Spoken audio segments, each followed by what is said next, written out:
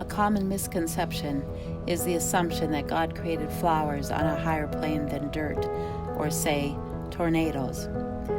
Because of early nurturing by my parents and culture, I was able to survive and then thrive into the person I am today.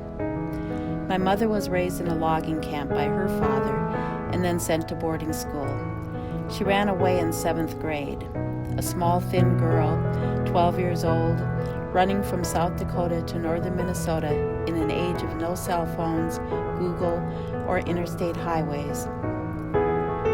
She was a force, a whirlwind. Without being parented herself, she never had the opportunity to learn a parenting skill set.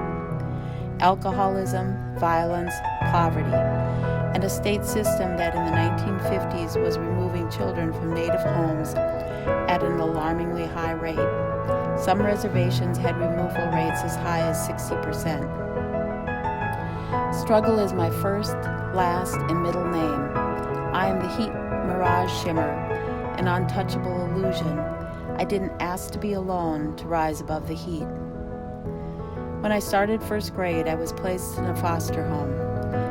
From day one, I had to learn to duck and dodge physical, sexual, spiritual, and emotional abuse. This continued for 12 years. The day I graduated high school, I returned to my father's home, where he showed me a telegram from Montana stating that my mother had died 3 days earlier. So began my journey home. I went searching for you in suicidal hazes, alcohol-induced rages, and lonely Indian blues songs. Sometime, sorrow consumed my soul. What has been a constant in my life is the spiritual grounding that has always been with me, protected me, guided me. I never doubted that my parents loved me, wanted me, and I have always known the spirits who walk alongside me. I began to make sense of the craziness of my life during the early years of the American Indian movement, and when in my American Indian Studies classes, I read books like God is Red by Vine Deloria and Dee Brown's Bury My Heart at Wounded Knee. Floyd Westerman and Buffy St. Marie sang our liberation songs. I got to spend time around spiritual elders like the Crow Dogs, Eddie Benton, and Philip Deere. I am woman. I have been torn from my roots and the seeds of my being strewn across the countryside. I have replanted my soul and am struggling to break ground. I have pulled together my life-giving forces and am nurturing them in the glow of the 1st quarter moon.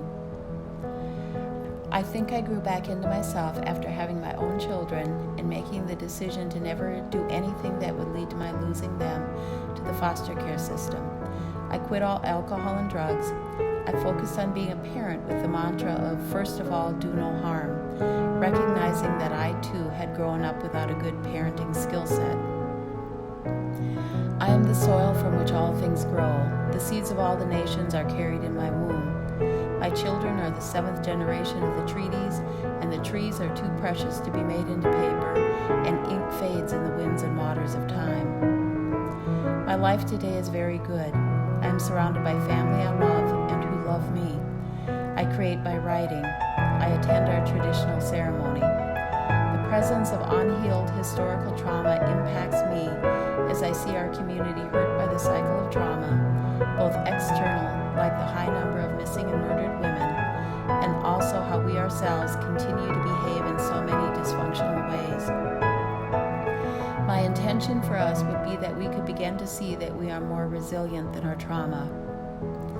Genocide removed our flesh and blood until all that's heard, if you stop to hear, are the songs of elders rising from the homeland and children waiting to be born, singing ancestral victory songs.